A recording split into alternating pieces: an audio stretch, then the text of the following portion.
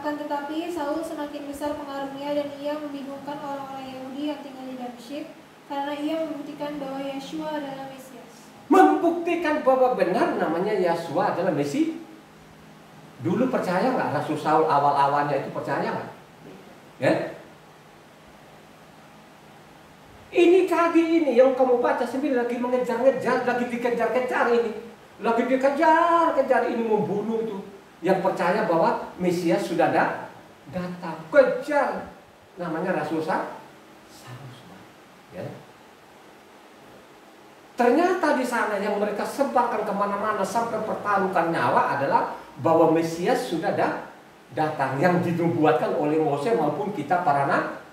Bawalah kitab suci ini, ditenteng-tenteng kitab suci itu. Pada waktu orang membawa Mesias itu sudah datang melalui namanya isi kitab para nabi, Mose dan kitab para nabi. Tidak ada kitab lain membuktikan bahwa benar-benar nubuatan ini benar-benar terjadi. Begitulah ajarannya di dalamnya. Tidak ada namanya perjanjian baru. Semua yang sudah ada, kan begitu ya? Semua sudah ada, kan begitu ya? Baca lagi selanjutnya sana, Kisah para Rasul 17 ayat 1 sampai 3. Perhatikan baik-baik supaya kita tidak ditipu. Ini saudara, banyak orang mati konyol sekarang ini.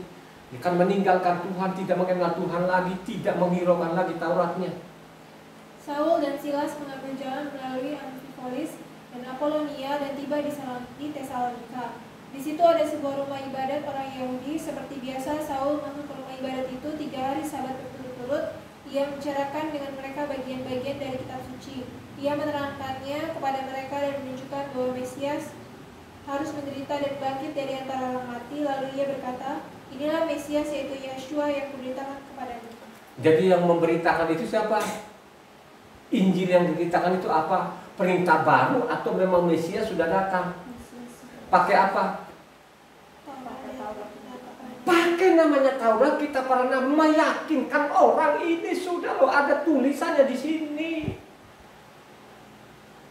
Mereka tidak pakai Talmud, mereka pakai namanya kitab para nabi, kitab Taurat dan kitab para nabi. Ibadahnya hari Minggu atau hari apa? 3 Sabat berturut-turut. Menganulir nggak Sabatnya? Sabat itu ditukik atau bukan? Ditukik dalam loh batu. Itulah yang tidak segan-segan ini Kristen, mereka hancurkan ini. Sehingga banyak orang mati konyol sekarang ini. Gitu? Coba kan? Tadi kan kita bicara sampar tadi kan, penyakit sampar akan kejar dengan penyakit sampar. Sekarang apa terjadi kan? Banyak salib kan, coba. Pendetanya begitu, lidahnya memang lidah ularnya tadi kan. Oh, ini kan sudah kehendak Tuhan. Tidak menghendaki kau mati seperti itu. Dia menghendaki kau mati seperti itu enggak? Perintah Tuhan. Tidak pernah menghendaki seperti itu. Itu adalah namanya pemutar balikan ke fakta. Itu mereka menghina Tuhan. Ya, tidak pernah ada. Dia jamin sama kita ini 100% jamin. Kalau kau baca di sana Ulangan 7 ayat 15, coba baca. Dia jamin. Ulangan 7 ayat 15. Yahweh akan menjauhkan segala penyakit daripadamu, dan tidak ada satu dari wabah celaka yang kau kenal di Misraim itu akan ditimpakannya kepadamu, tetapi ia akan mendatangkan kepada semua orang yang membenci engkau. Yang dia mendatangkan kena celaka, malapetaka, penyakit siapa? Orang yang membenci itu bagaimana prakteknya? Meninggalkan Tauratnya. Halo? Ya? Atau paling tidak dari awal itu sudah dijamin loh di sana. Coba baca namanya Keluaran 15 ayatnya 25-26. Kan dia jamin di situ. Bagaimana sih? Gak bakal kena malapetaka deh, gak ada itu. Mose berseru-seru kepada Yahweh, dan Yahweh menunjukkan kepadanya sepotong kayu. Mose melemparkan kayu itu ke dalam air, lalu air itu menjadi manis. Di sana diberikan Yahweh ketetapan-ketetapan dan peraturan-peraturan kepada mereka, dan di sana Yahweh mencoba mereka. Firman-Nya, jika kamu sungguh-sungguh mendengarkan suara Yahweh Tuhanmu dan melakukan apa yang benar di matanya, dan memasang telingamu kepada perintah-perintahnya dan tetap mengikuti segala ketetapannya, maka aku tidak akan menimpakan kepadamu penyakit manapun yang telah kutimpakan kepada orang Israel, sebab akulah Yahweh lah yang menyembuhkan engkau. Ada jaminan enggak? Ya? Ada jaminannya. Melalui namanya Taurat tadi ditulis, dicatat itu tidak pernah Tuhan akan menganulir gitu kan. Kalau sudah nanti kau abaikan itu, makanya kena malapetaka. Ya. Baca selanjutnya tadi apanya Kisah 18 ayatnya 45.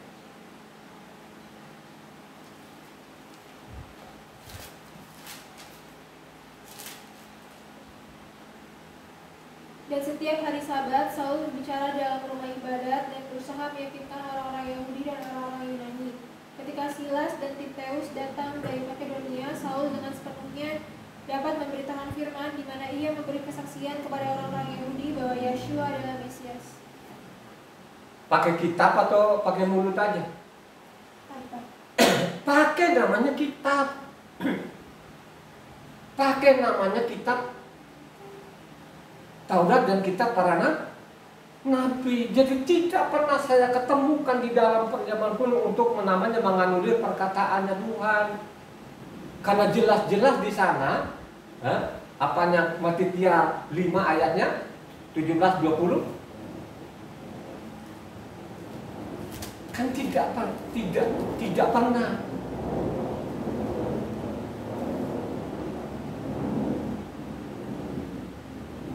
Tetapi apa? Matitia 5 ayat 17-20. Janganlah kamu menyangka bahwa aku datang untuk meniadakan hukum Torah atau kitab para nabi. Aku datang bukan untuk meniadakannya, melainkan untuk menggenapinya. Karena aku berkata kepadamu, sesungguhnya selama belum lenyap langit dan bumi ini, satu iota atau satu titik pun tidak akan ditiadakan dari hukum Torah sebelum semuanya terjadi. Karena itu, siapa yang meniadakan salah satu perintah hukum Torah sekalipun yang paling kecil dan mengajarkannya demikian kepada orang lain, ia akan menduduki tempat yang paling rendah dalam kerajaan sorga. Tetapi siapa yang melakukan dan mengajarkan segala perintah-perintah hukum Torah, ia akan menduduki tempat yang tinggi di dalam kerajaan sorga. Maka aku berkata kepadamu, jika hidup keagamaanmu tidak lebih benar daripada hidup keagamaan ahli-ahli Torah dan orang-orang Farisi, sesungguhnya kamu tidak akan masuk dalam kerajaan sorga. Pintar dengan benar itu beda atau sama? Kalau kamu tidak lebih benar dari mereka ini, kamu tidak masuk. Kamu mengabaikan Taurat, kamu meninggalkan Taurat, tidak mungkin kamu masuk dalam kerajaan sorga. Ya? Karena diulang lagi sana Luka 16 ayat 17.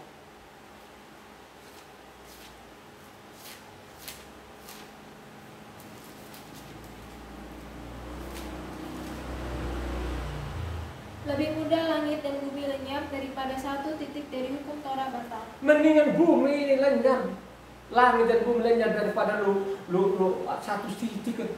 Coba sekarang kan Sabatnya ditiadakan, coba nama Yahweh diganti nama lain. Coba, ya, tidak pernah Tuhan memerintahkan supaya ganti namanya, tidak pernah ada. Untuk mengganti-gantikan perintah-perintah Tuhan, tidak pernah memerintahkan. Tidak tahulah namanya manusia tetap berwujud dan pengikutnya juga banyak sekali. Pada waktu kalau kita ngomong dia malah mulut-mulut berbisanya, sekarang itu dia bikin lagi. Coba kalau ditanya Natal, dengan sigapnya, karena mereka tidak sekolah, karena dia tidak ngerti, terus dia mau jelas, dia tarik-tarik sendiri. Ya, bahwa tanggal 25 ini tulisan begini, dia ambil namanya Luka 1 di sana. Ini kan konyol betul itu. Ya, terus pondok daunnya ini yang diperintahkan ini benar-benar kekal semua. Itu kalau aku baca perintah sana namanya Imamat 23 di sana, itu kan perintah Tuhan, itu sangat jelas di situ. Ya, ketentuan yang ditetapkan Tuhan, ketentuan yang ditetapkan itu loh, ditetapkan, dia tidak akan rombak. Terus mereka tidak mau. Suruh baptis orang besar, kau pergi saja Sungai Yordan di sana. Ini kan konyol-konyol, ya. Coba mereka bikin sendiri, ada namanya baptisan anak kecil, ada lagi apanya CD segala macam mereka bikin. Padahal di dalam kitab suci itu jangan ditambah, jangan dikurangi, ya. Kalau kau tambah kurangin nanti dibilangin kau jadi penipu, ya. Coba baca Amsal 31 ayatnya 6.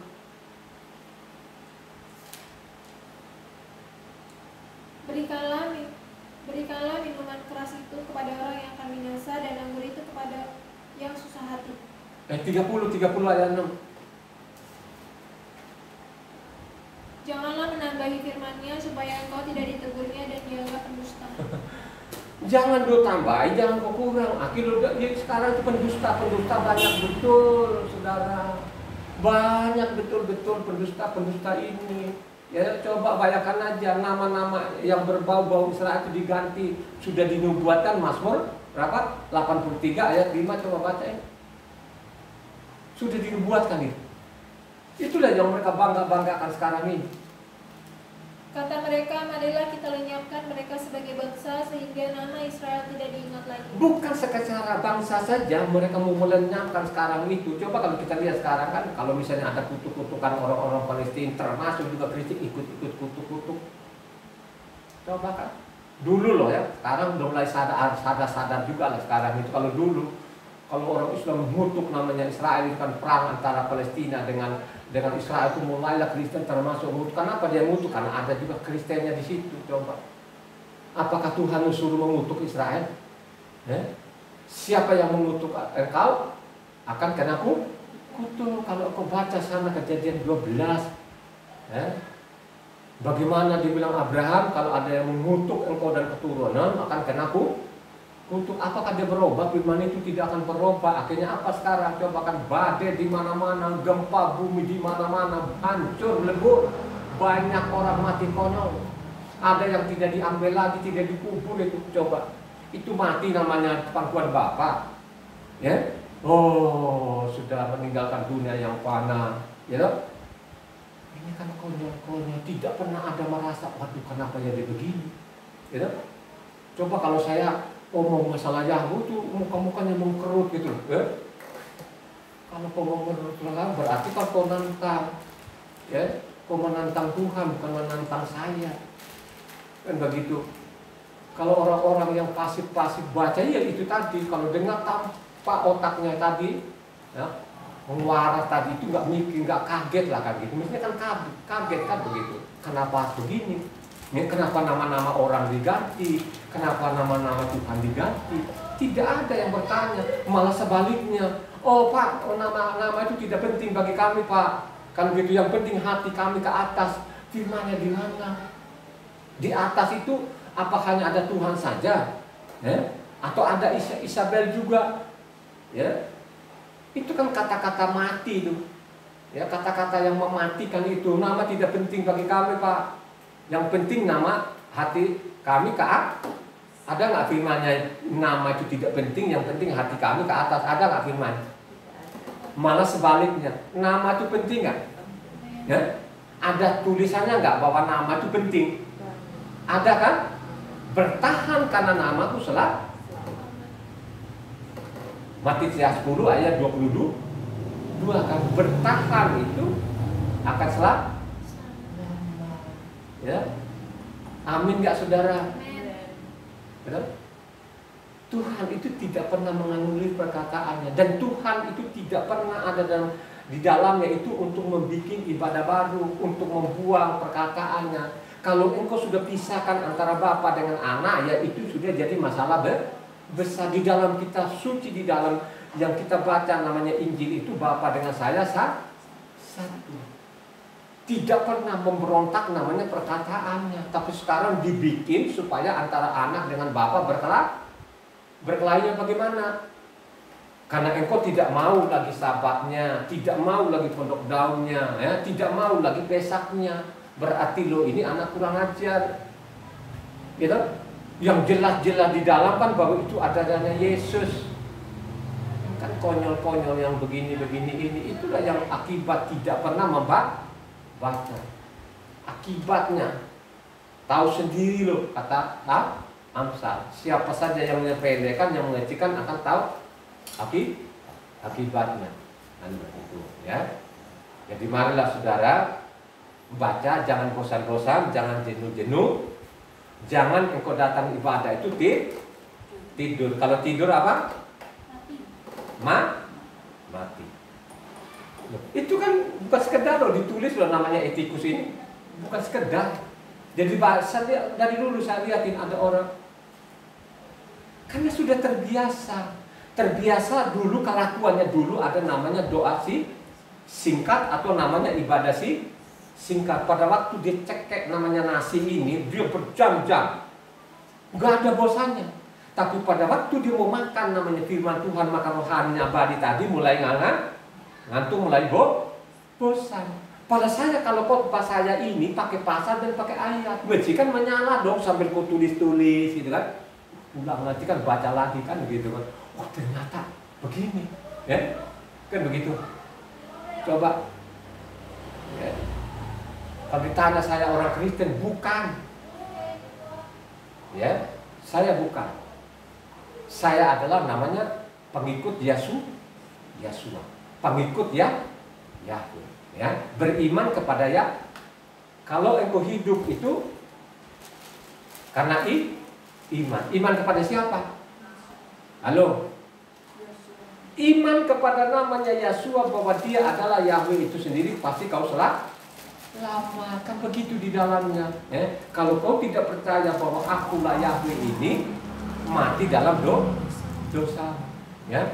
Kalau ini menyimpang dalam kebenaran, menolak sabatnya, menolak bentuk daunnya, menolak namanya, segala macam, itu bapaknya namanya iblis. Bapamu iblis itu dari dulu, ya, dialah yang membelok-belokkan kebenaran ini, ya. Sampai saat ini kau bapamu adalah iblis, ya. Jangan terkecoh.